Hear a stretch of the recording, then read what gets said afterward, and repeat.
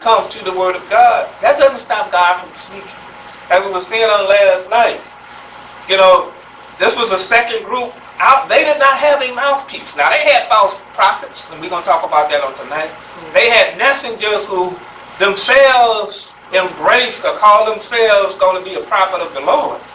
But they were telling everybody, we're going back home.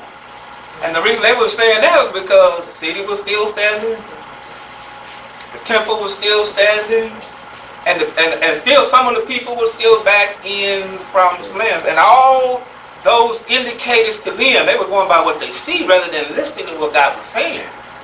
Gave them a false hope that false teachers was building upon, telling them, see, things ain't happening in a way the prophets didn't say it, but all the while, yes, they were.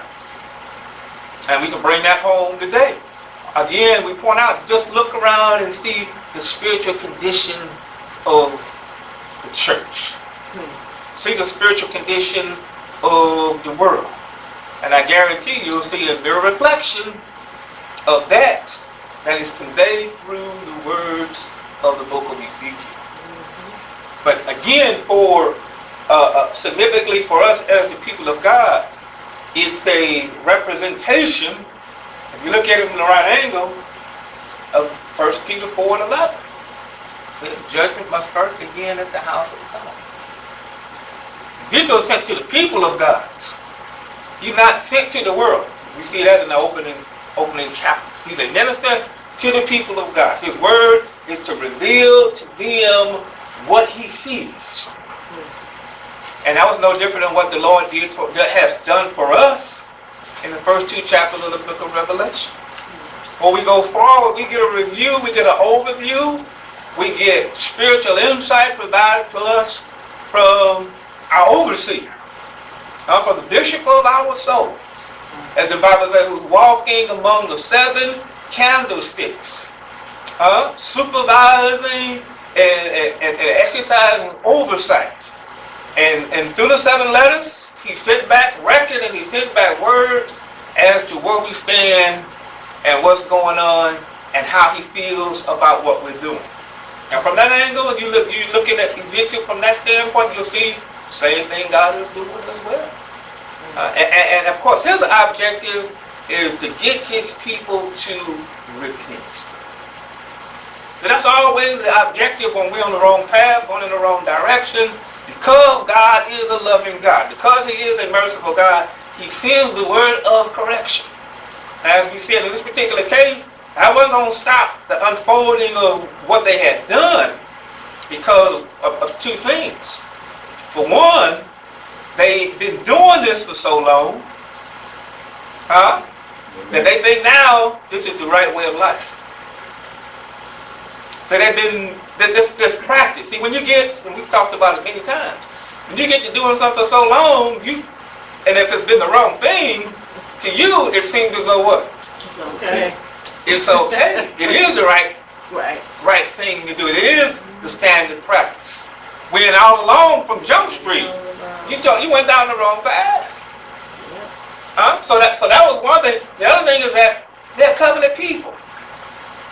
There are, as we were saying on last night, they were given privilege. With privilege came responsibility.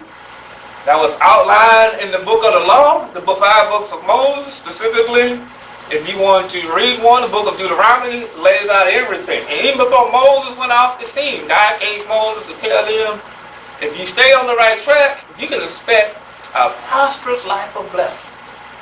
But when you go down the wrong path, and everything is outlined there, and you stay on that wrong path, then God's going to deal with you in a different kind of way.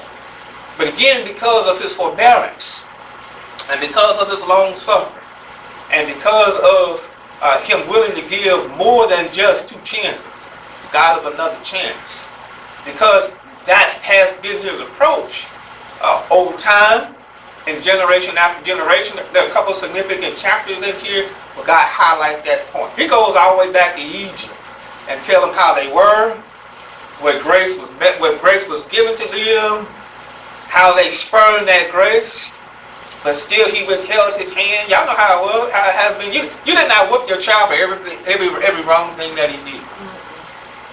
You let him get away. That's from his standpoint. But you was having what?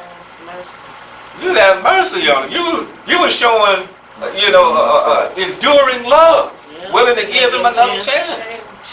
And God walks us all the way through from Egypt down to this present day. He said, I had grace. I brought you out.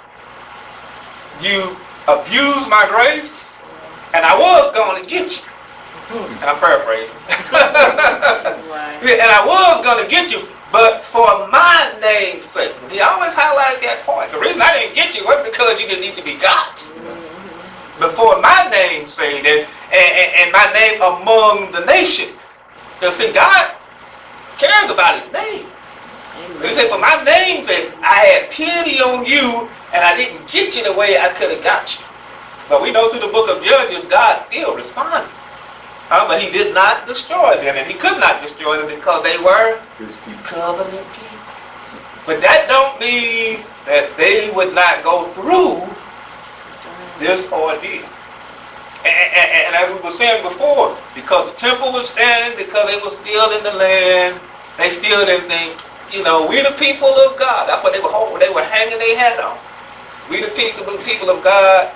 God ain't gonna do us like that until we read the records, until they start having the experience.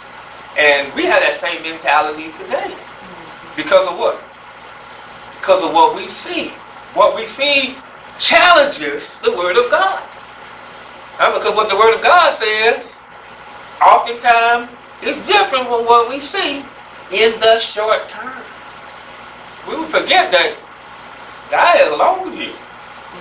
And it ain't just he letting you get by. Because over in the 2nd chapter book of Romans, it tells us, when we spurn the grace of God, all we doing is keeping up.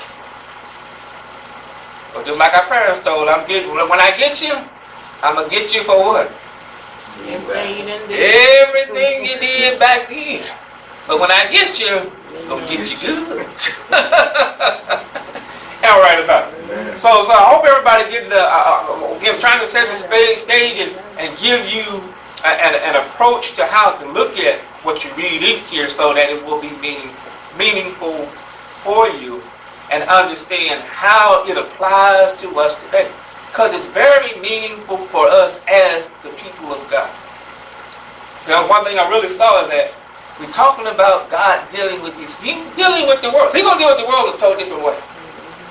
And again, there's a whole series of chapters in this book where he talks about getting the world. The world does not get off the hook.